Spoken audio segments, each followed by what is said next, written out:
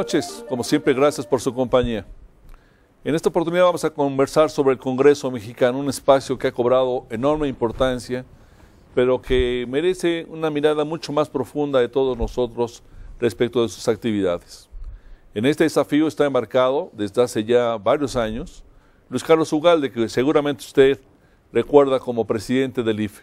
Luis Carlos, muy bienvenido. Gracias, Roberto, por invitarme. ¿Qué está pasando con el Congreso mexicano en este momento? Bueno, hay que poner las cosas en perspectiva. Si hoy comparamos al Congreso con hace 20 años, hay dos cosas que han ocurrido. Primero, el presidente de la República ha dejado de ser el gran legislador. Hace 20 años, la mayor parte de las iniciativas de ley que se presentaban en el Congreso venían del Ejecutivo y casi todas se aprobaban.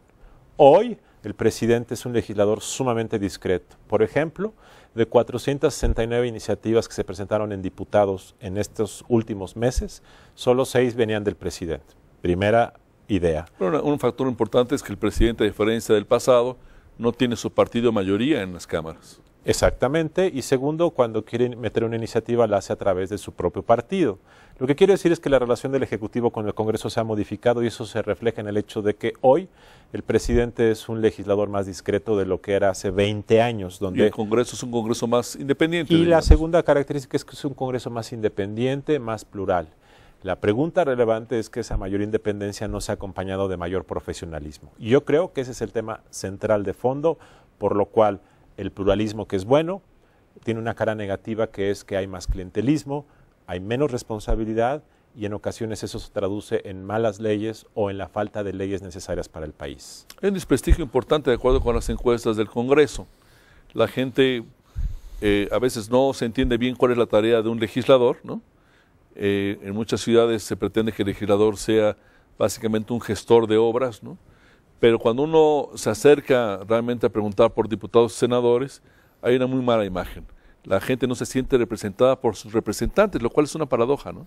Así es, no confían en el Congreso, es una institución con muy baja estima social, así es en todo el mundo, salvo los países nórdicos que tienen tasas de aprobación, sus parlamentos del 60-70%. En el mundo en general, los políticos, legisladores y partidos siempre están muy mal. Incluso hay congresos muy profesionales en términos de calidad de sus integrantes, como el norteamericano. Sus tasas son peor que las mexicanas, andan en el 8-9% de estima ciudadana. Entonces, este no es un fenómeno únicamente de México. Lo que sí es únicamente de México como fenómeno es el hecho de que el nivel de profesionalismo en México es aún más bajo por el tema de la no reelección, el hecho de que no se pueden hacer carreras parlamentarias. Pero antes de pasar a ese tema, comentaste lo de la gestoría, Roberto.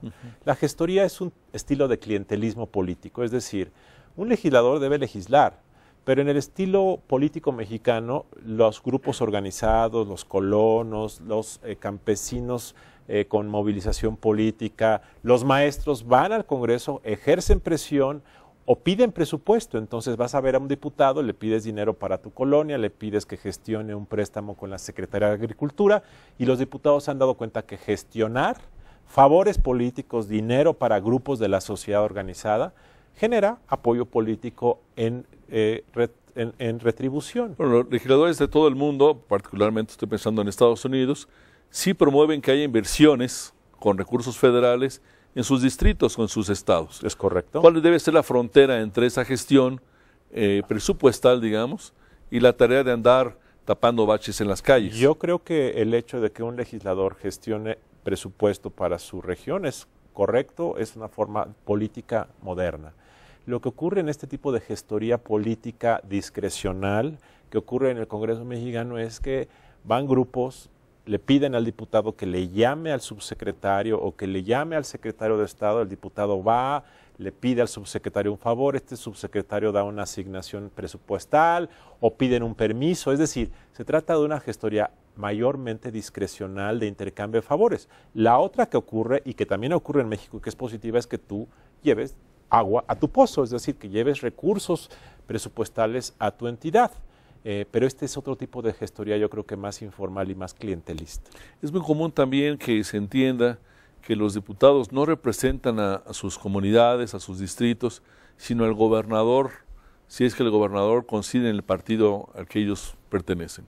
Es decir, se dice que el gobernador del Estado de México, el de Durango, poseen, digamos, a 10, 15, 30 diputados. Esto es muy común en nuestro Congreso, ¿no? Se ha generado, este es un nuevo fenómeno. Hace 20 años el gran jefe político era el presidente, porque el presidente de la República, cuando el partido, el PRI, era hegemónico, el presidente decidía las listas y por lo tanto ejercía un control político.